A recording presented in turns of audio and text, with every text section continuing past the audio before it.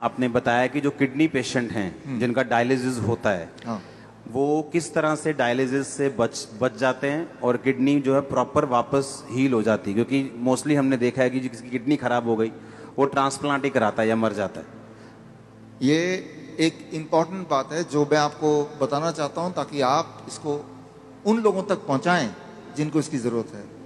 ऐसे बहुत सारे लोग हैं लाखों में जो हर दूसरे दिन या तीसरे दिन डायलिसिस कराते हैं। पहले तो समझना पड़ेगा डायलिसिस क्या है। बहुत ही सिंपल है, आधे मिनट में समझ जाएंगे। आप जो भी कुछ खाते हैं पीते हैं उसमें कुछ चीज़ें बॉडी उपयोग में लाता है, एनर्जी में कन्वर्ट करता है, कुछ चीज़ें बॉडी यूज़ नहीं कर पाता है, तो आप यूरिन पेशाब के रास्ते उनको बाहर फेंक देते हैं।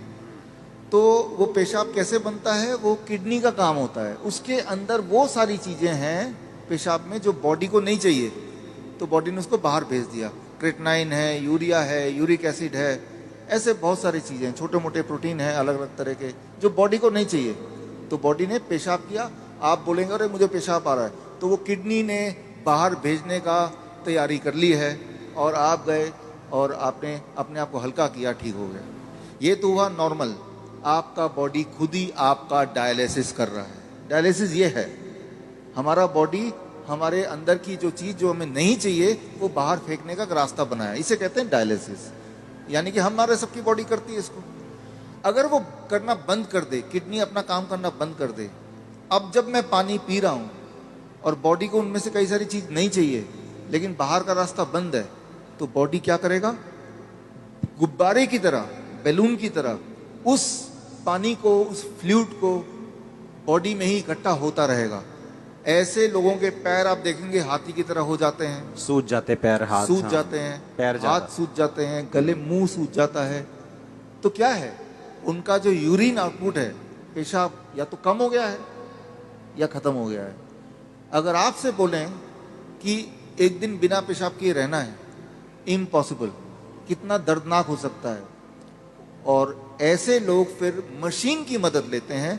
वो मशीन वो खींचता है खून में से वो ऐसे पानी जो खराब है और निकाल के बाहर करता है। इसका मतलब हर दूसरे दिन उसको ऐसा करना पड़ता है और दूसरे दिन तक बॉडी में पानी जमा रहता है। और जबकि बॉडी में पानी जमा रहेगा तो उसका हार्ट के ऊपर भी बोझ है, लंग्स के ऊपर भी बोझ है। हर दिन वो कमजोर होता जा रहा है, हर दिन वो मरता जा रहा है, डायलिसिस कराने के बावजूद भी या डायलिसिस कराने की वजह से भी, क्योंकि डायलिसिस भी किडनी को और फर्दर खराब करती है। तो अब आपको समझ आ गया कि प्रॉब्लम क्या है, डायलिसिस किसे कहते हैं, किडनी खराब होना किसे कहते हैं। ऐसे लोगों को पहचानेंगे कैसे, आप जब देखेंगे। हम कैसे पहचानते हैं ऐसा पेशेंट को, कोई रिपोर्ट की ज़रूरत नहीं है, मुझे, आपको भी ज़रूरत नहीं है।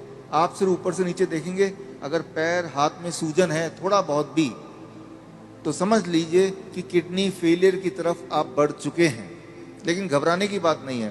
पहली बात, जब सूजन होती है बॉडी में, पानी जम जाता है तो सांसें भी नहीं ले पाता है, मुश्किल से लेता है, तो ये भी गड़बड़ है। वो चलता है थक जाता है, ये भी गड़बड़ है। तो ये तो हो गया। अब करना क्या है, सोल्यूशन क्या है, आपके बॉडी के अंदर से पानी को निकालना है।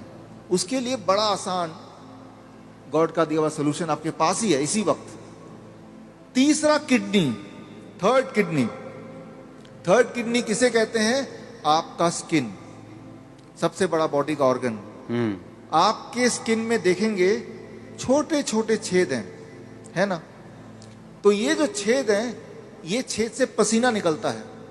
आप पसीने का एक बूंद लीजिए, पेशाब का एक बूंद लीजिए, दोनों को लैब में ले जाइए। अब पूछिए कि इसमें क्या है। पेशाब के एक बूंद में क्रेटनाइन, यूरिया, यूरिक एसिड, वो सारा कुछ मिलेगा जो पसीने के एक बूंद में मिलेगा। अच्छा, हाँ, यानी कि पसीना और पेशाब सेम है, अलग अलग नहीं है, बिल्कुल सेम है। केमिकल कॉम्पोजिशन दोनों का सेम है। उसमें भी सोडियम है, उसमें भी सोडियम है, उसमें भी पोटेशियम, उसमें भी पोटेशियम है। आपका पसीना एक तरह से बॉडी का पेशाब का ही एक और फॉर्म है। आपका जो स्किन है, ये भी भगवान का बनाया हुआ इमरजेंसी किडनी है, इमरजेंसी किडनी। तो उस इंसान का जिसके दोनों किडनी खराब हो गए, अब क्या करेंगे, ये जो स्टेपनी है, मैं इसको स्टेपनी बोलता हूँ। आपकी गाड़ी का एक टायर पंचर हो गया, आप स्टेपनी यूज करते ना, तो हम बोलते हैं कि ये स्किन को यूज कर लो, स्किन से बाहर निकाल दो। अब सवाल आता है स्किन से कैसे निकालें।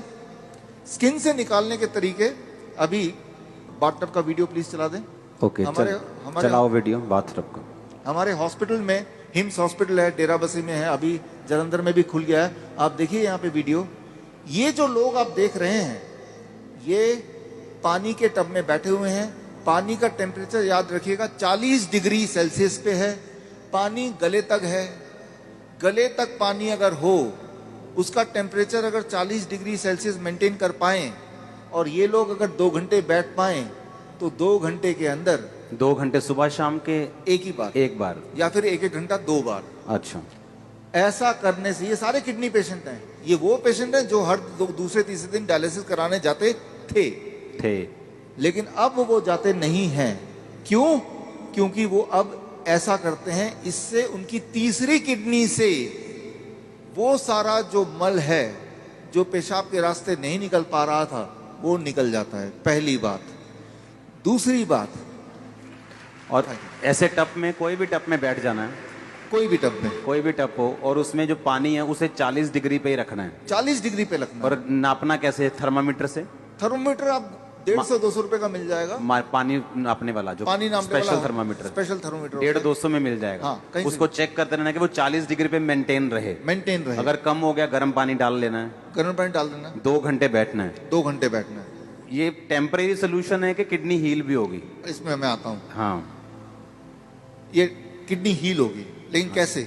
2 चीज होगा उसके साथ। आप अगर ये करेंगे तो एक्सपेरिमेंट करने के लिए उस इंसान का पहले आप बोलिए कि वजन करे, क्योंकि वजन में वो अंदर पानी है। 2 घंटे बाद दोबारा वजन करेंगे तो आधा किलो, 1 किलो, 1.5 किलो वजन कम मिलेगा। मतलब बाहर आ गया, वो बाहर आ गया। पहली बात। आप एक और काम करें, उनके पैरों के सूजन के फोटो खींच लें। 2 घंटे बाद दोबारा देखें, अरे सूजन कहाँ गया? अरे बाहर चला गया, उसको बाहर, बॉडी ने बाहर भेज दिया। एक और काम करें, किडनी पेशेंट की एक दिक्कत होती है, उनका बीपी बहुत हाई रहता है। क्यों? गुब्बारे को जैसे फुलाएंगे तो प्रेशर बढ़ गया ना, तो बॉडी भी तो गुब्बारे की तरह फूल रही है, पानी अंदर डल डल के, तो प्रेशर बढ़ता जा रहा है। तो चाहे कितनी भी दवा खा लें किडनी का पेशेंट, प्रेशर उनका बहुत ज्यादा होता है, ब्लड प्रेशर। अच्छा, लेकिन तो अब पहले प्रेशर नाप लें, ज्यादा ही मिलेगा, 200/100। अब पानी में बिठाएं, और अब पानी में बिठाने के बाद 2 घंटे बाद दोबारा प्रेशर नापें, तो प्रेशर कम हो जाएगा। कम से कम 40 यूनिट कम हो जाता है, किसी का 20 यूनिट कम हो जाता है, लेकिन कम जरूर होता है, हर एक का कम होता है। तो जो मेन सिम्टम होते हैं किडनी पेशेंट के, वो सारे सिम्टम एक क्लासिक सिम्टम होता है। मोस्टली बोलते हैं कि किडनी आपकी श्रिंक हो गई है जी, किडनी सुंगड़ गई है, सिकुड़ गई है, वो काम नहीं कर रही। हाँ, वो फिर से बढ़ेगी कि नहीं बढ़ेगी, ऐसे ही रखना पड़ेगा पेशेंट को? ये बड़ा इंटरेस्टिंग है। ये सवाल बहुत सारे पेशेंट ठीक होने के बाद भी पूछते हैं। ठीक होना कैसे पता चल गया? कि अब उनको ये करने की जरूरत नहीं है। 3 महीना लगातार करने के बाद अब करने की जरूरत ही नहीं है। अब पेशाब भी नॉर्मल हो रहा है, सूजन भी नहीं आ रही है, ब्लड प्रेशर भी नॉर्मल है, यानी ठीक हो गया। लेकिन वो क्रिएटिनाइन और यूरिया, क्रिएटिनाइन भी नॉर्मल आ गया, यूरिया भी नॉर्मल आ गया, यूरिक एसिड भी नॉर्मल है, सारा कुछ नॉर्मल हो गया। हाँ, ब्रीदिंग भी नॉर्मल है। साइज किडनी का। अब आता है साइज। तो साइज के लिए वो बोलता है, तो डीटीपीए स्कैन करने बोलते हैं। हालांकि हम रिकमेंड नहीं करते, लेकिन स्कैन कराते हैं। तो पहले वाला साइज उसके पास था, पहले भी स्कैन कराया था, 3 महीने बाद दोबारा स्कैन कराते हैं। तो स्कैन में वो साइज बढ़ी हुई दिखाई देती है, मतलब वो किडनी जो है वो बढ़ चुकी है, फिर से साइज उसका अच्छा हो रहा है, अच्छा हो गया। और ये स्कैनिंग बताती है। हाँ, और वो जो स्कैनिंग बताती है, वो स्कैन पहले और बाद के वो किताब में है। और ये किताब मैं चाहता हूँ कि आपके हाथों से इसका लॉन्च हो जाए। हाँ, ठीक है। हाँ, और ये जो किताब को बनाने में, ऑब्जर्वेशन स्टडी में जिन्होंने मुख्य भूमिका निभाई है, हमारे डॉक्टर संजीव सूद जी हैं। आप भी एक बार आ जाएं। डॉक्टर गगन है, ये भी आ जाएं।